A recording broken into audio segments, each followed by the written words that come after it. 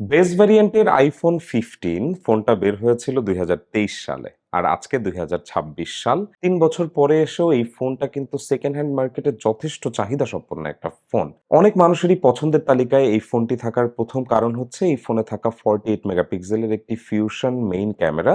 পাশাপাশি এই ফোনটাতে USB-C পোর্ট আছে, তাই এটা অনেকের জন্যই অনেক হেল্পফুল।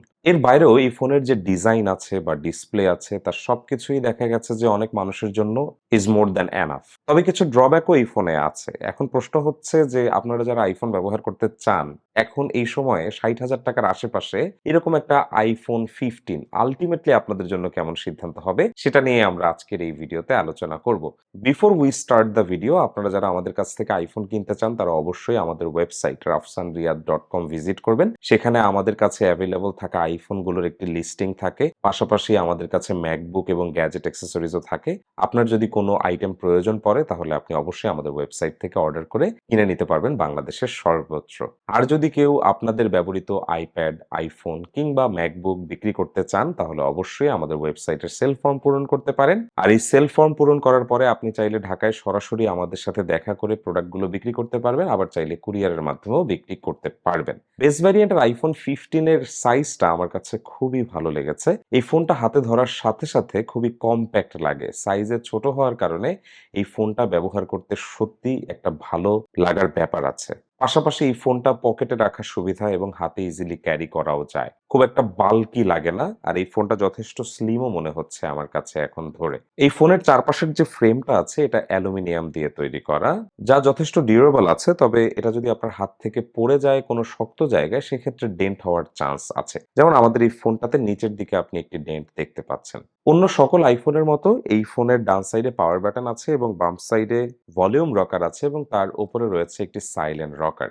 বেস ভ্যারিয়েন্টের আইফোন 16 সিরিজ থেকে আমরা এখানে অ্যাকশন বাটন দেখতে পাই। কাজেই বেস ভ্যারিয়েন্টের 15 আমরা এখানে কোনো অ্যাকশন বাটন পাচ্ছি না। আমাদের এই ফোনটি ইউএসএ ভ্যারিয়েন্টের ফোন, তাই এখানে কোনো এক্সট্রা ফিজিক্যাল সিম স্লট নেই। আইফোন 15 ফোনটিকে আপনি যদি সামনে থেকে দেখেন তাহলে উপরে আপনি একটি ডায়নামিক আইল্যান্ড দেখতে পাবেন যেখানে ফেস আইডি সেন্সর এবং ফ্রন্ট ক্যামেরা ইমপ্লিমেন্ট করা আছে।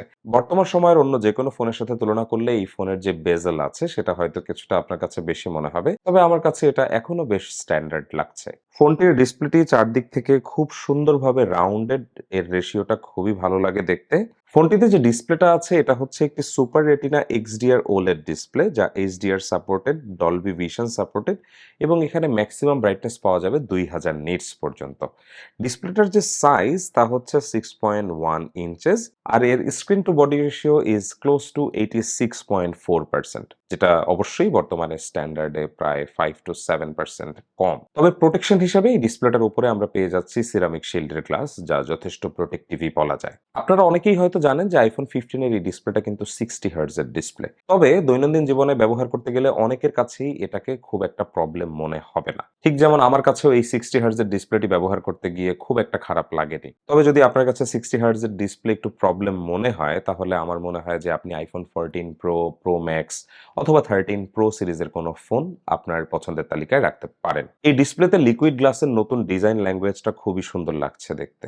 iOS এর 26.3 এর ভার্সনটি আমরা আমাদের এই ফোনটিতে ইনস্টল করেছি। And so far this operating system is running smoothly in this device. Literally এই ফোনে কোনো প্রকার কোনো পারফরম্যান্স ড্রপ ইস্যু আমরা পাইনি। একসাথে অনেকগুলো অ্যাপ্লিকেশন ব্যবহার করার পরও এই ফোনটা বেশ ঠান্ডাই ছিল বলা যায়। তবে কিছু ক্ষেত্রে ক্যামেরা ব্যবহার করতে গিয়ে আমরা হিটিং ইস্যু পেয়েছি এই ফোনটা থেকে। সাধারণত আইফোনের প্রত্যেকটা সিরিজই খুব গরম হয়, এটা আমরা জানি। তবে এই গরম হওয়ার কারণে যে এই ফোনের ডিসপ্লে ইস্যু হবে এরকম কোনো ভয় কিন্তু নেই, কারণ আইফোন 15 এ কিন্তু কোনো প্রকার কোনো ডিসপ্লে ইস্যু নেই। পারফরম্যান্সের জন্য এখানে অ্যাপেলের A16 এর একটি বায়োনিক চিপসেট ব্যবহার করা হয়েছে, যেটা 4 ন্যানোমিটার টেকনোলজিতে তৈরি করা। এই চিপসেটটা অ্যাপল ইন্টেলিজেন্স সাপোর্টেড না, তবে স্বস্তির ব্যাপার হচ্ছে অ্যাপল ইন্টেলিজেন্স খুব কাজের কিছু না, এটা থাকা আর না থাকাতে কিছুই যায় আসে না। পাশাপাশি অ্যাপেলের 5 কোর জিপিইউ ব্যবহার করা হয়েছে এই ফোনটাতে, যা আপনাকে গ্রাফিক্স রিলেটেড কাজে কিছুটা হেল্প করবে। আপনারা হেভি গেমার থাকলে অবশ্যই বেশ ভালো গ্রাফিক্স এক্সপেরিয়েন্স পাবেন এই ফোনটা থেকে। পাশাপাশি আমরা অনেকেই আছি যারা আইফোন 15 কিনে হয়তো ভিডিও করতে পারি বা আমরা বিভিন্ন জায়গায় কোনো ট্রাভেলে যেতে পারি, সেই ভিডিওগুলো হয়তো আমরা এডিট করতে পারি আমাদের এই ফোনটিতে। আপনি চাইলে আইমুভি অ্যাপ্লিকেশন কিংবা ক্যাপকাটের মতো রিনাউন্ড অ্যাপ্লিকেশনগুলো ব্যবহার করে খুব ভালোভাবেই কিন্তু এই ফোনটি দিয়ে আপনি বেশ হাই রেজোলিউশন 4K ভিডিওগুলো এডিট করতে পারবেন। iPhone 15 এর ব্যাটারির সাইজ কিন্তু বেশি না। মাত্র ৩৩৫০ মিলিঅ্যাম্পিয়ারের একটি ব্যাটারি। আর আমাদের হাতে থাকা এই ফোনটার ব্যাটারি হেলথ হচ্ছে ৭৮%, যার সাইকেল কাউন্ট আছে ১১৩০ এর আশেপাশে। মজার ব্যাপার, এত কম ব্যাটারি হেলথে থাকা, এত কম মিলিঅ্যাম্পিয়ার সাপোর্টেড এই ফোনের ব্যাটারি থেকে আমরা খুবই ভালো ব্যাকআপ এখনো পর্যন্ত পাচ্ছি। একবারে ফুল চার্জ করলে এই ফোনটি থেকে অনেক সময় আমরা ৬ ঘন্টার মতো অন স্ক্রিন টাইম পেয়েছি। এখানে অবশ্যই অনেক ফ্যাক্টর আছে, যেমন আপনি যদি ওয়াইফাই নেটওয়ার্কের মধ্যে থাকেন এবং খুব হেভি অ্যাপ্লিকেশনস অনেক সময় ধরে ব্যবহার না করেন, সেক্ষেত্রে আপনি অবশ্যই বেশি ব্যাকআপ পাবেন। আবার আপনি যদি হেভি ইউজার হন এবং সেলুলার ডেটা প্যাক ব্যবহার করেন, সে সমস্ত ক্ষেত্রে হয়তো চার্জ আরো বেশি ড্রেইন করবে। তবে আমরা খুবই সারপ্রাইজড ছিলাম যে এত ছোট ব্যাটারি থেকেও এই ফোনটা থেকে আমরা খুবই ভালো চার্জ পেয়েছি। আর যেহেতু USB-C পোর্ট আছে, এটার কারণে হয়তো চার্জ করতে আরেকটু সুবিধা হবে। সবসময় হয়তো চার্জার আপনাকে ক্যারি না করলেও চলবে। আর এই ফোনটা কিন্তু 15 watt G2 wireless charging supported, তাই অন দ্য গো আপনি চাইলে ওয়্যারলেসলিও এই ফোনটাকে চার্জ করে নিতে পারবেন। তবে সেক্ষেত্রে চার্জটা কিছুটা স্লো হবে। আর আপনি চাইলে কিন্তু ওয়াইর্ড যেকোনো ফাস্ট চার্জার দিয়ে এই ফোনটাকে চার্জ করতে পারবেন। 25 ওয়াট বা তার থেকে একটু বেশিতে আপনি এই ফোনটাকে ফাস্ট চার্জ করতে পারবেন। আর এই সমস্ত ফোনগুলোতে চার্জ করার জন্য আমি আপনাদেরকে রেকমেন্ড করব অ্যাঙ্কারের IQ3 30 ওয়াটের একটি অ্যাডাপ্টার।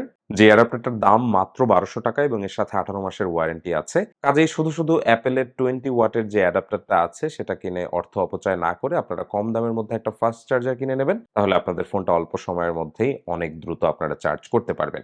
iPhone 15 এর জন্য কম্প্যাটিবল এই অ্যাডাপ্টার এবং সাথে কেবল আমাদের ওয়েবসাইটে আপনি অ্যাভেলেবল পেয়ে যাবেন। অর্ডার লিংকটা আমরা ভিডিওর ডেসক্রিপশনে দিয়ে দেব। আমরা সকলেই iPhone কিনতে চাই হচ্ছে এই iPhone-এর ক্যামেরাগুলোর কারণে। আর iPhone 15 এ যে ক্যামেরাটা আছে এটা সত্যি দুর্দান্ত ক্যামেরা। আমি বলব যে বর্তমানে ইউজড মার্কেটে ৫০-৬০ হাজার টাকা বাজেটের মধ্যে iPhone 15 এর ক্যামেরাকে আপনি স্ট্যান্ডার্ড ধরতে পারবেন। The good thing, it has a 48 megapixel main camera sensor. যেই কারণে কিন্তু আপনি এই ফোনটা দিয়ে যদি ভিডিও করেন, আপনি খুব ভালো ডিটেইলড ভিডিও ক্যাপচার করতে পারবেন। আর একটা মজার ব্যাপার হচ্ছে যে আপনি যদি অনেক টাকা দিয়ে iPhone 15 Pro বা Pro Max ও কেনেন, সেই ফোনে আপনি সিনেমেটিকে ভিডিও শুট করতে পারবেন 1x কিংবা 2x এ। ঠিক একইভাবে iPhone 15 এও আপনি কিন্তু সিনেমেটিক ভিডিও শুট করতে পারবেন 1 বা 2x এ। কাজেই সিনেমেটিক ভিডিওর ক্ষেত্রে কিন্তু আপনাকে এখানে খুব একটা কম্প্রোমাইজ করতে হচ্ছে না বেস ভ্যারিয়েন্টের iPhone 15 হওয়ার পরেও। আমরা অনেকেই আছে যাদের টেলিফটো ক্যামেরা সেন্সর খুব একটা প্রয়োজন হয় না। হয়তো মাঝে, মাঝে আমরা একটু ফিল করি যে হয়তো থাকলে ভালো হতো। তাদের জন্য আবার এখানে 2x এর টেলিফটো অপশন থাকাতে আমরা হয়তো দুধের কাজ ঘোল দিয়ে কিছুটা মিটায়ে ফেলতে পারবো এই ফোনটাতে। আর সিনেমেটিকে আপনি 4K 30 FPS এ ভিডিও শুট করতে পারবেন এই ফোনটাতে, which is really standard even in today's standard বলা যায়। তবে নরমাল যে ভিডিও রেকর্ডিং অপশনটা আছে এটাতে আপনি 4K 60 FPS পর্যন্ত ভিডিও শুট করতে পারবেন। এর ব্যাক ক্যামেরা এবং ফ্রন্ট ক্যামেরা দুইটার মাধ্যমেই, ইভেন আল্ট্রা ওয়াইড ক্যামেরাতেও আপনি 4K 30 FPS এ 4K 60 FPS এ ভিডিও শুট করতে পারবেন। আর যারা ভিভিড লাভার আছেন, ভিভিড লাভারদের জন্য কিন্তু iPhone 15 এ ভিভিড অপশন আছে। কাজেই এটা নিয়েও খুব একটা চিন্তা নেই। iPhone-এর ছবির কালার প্রোফাইল আমার কাছে বেশ ভালো লাগে। তাই এই ফোনে তোলা প্রত্যেকটি ছবি আমার কাছে বেশ ভালোই লেগেছে। পোর্ট্রেটের দিক থেকেও আমি দেখেছি যে প্রপার লাইটিং কন্ডিশনে বেশ ভালো আউটকাম পাওয়া গেছে এই ফোনটা থেকে। কাজেই ক্যামেরার দিক থেকে আমি এই ফোনটাকে এখনো বেশ এগিয়ে রাখবো অন্য যেকোনো ফোনের থেকে। দিন শেষে আমার কাছে মনে হয় যে iPhone 15 একটা এমন ফোন যে এই ফোনটা সবার জন্য ভালো হতে পারে। আপনি একজন স্টুডেন্ট হতে পারেন অথবা কর্পোরেট পারসন হতে পারেন। পাশাপাশি আপনি হয়তো একজন টিচার হতে পারেন কিংবা আপনি হয়তো আমার মতোই একজন কনটেন্ট ক্রিয়েটর হতে পারেন। যেকোনো প্রফেশনের মানুষের জন্য iPhone 15 is really a very good choice. কাজেই আমার মনে হয় যে আপনার যদি সেকেন্ড হ্যান্ড মার্কেট থেকে iPhone কেনার ইচ্ছা থাকে এবং আপনি যদি খুব ফ্যান্সি কোনো চয়েস না নেন, আপনি জাস্ট নরমাল একটা সিম্পল iPhone কিনতে চান যেটা কম্প্যাক্ট হবে সাইজে এবং ফোনটা আপনি অনেকদিন ধরে ব্যবহার করতে চান, তাহলে আমার মনে হয় you should definitely go for the iPhone 15। অন্য যেকোনো দিকে না তাকায় এই ফোনটা কিনে ফেলেন, আপনি নিশ্চিন্তে অনেকদিন ব্যবহার করতে পারবেন। আর অবশ্যই যদি ফোন কিনতে চান আমাদের rafsanriyad.com ওয়েবসাইটটা একটু ভিজিট করবেন। সবাই ভালো থাকবেন। দেখা হবে পরবর্তী ভিডিওতে। আল্লাহ হাফেজ।